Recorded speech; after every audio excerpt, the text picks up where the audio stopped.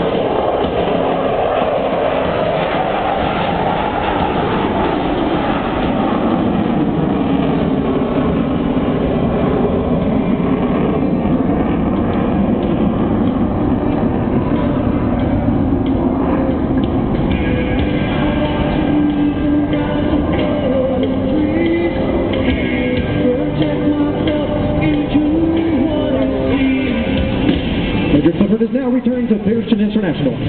As he approaches the runway there, he will decelerate to about 150 miles an hour, enabling the F-16 to stop in less than 3,000 feet. And its ability to take off from relatively short runways, and you have a fighter that can operate from thousands of airfields in virtually every country.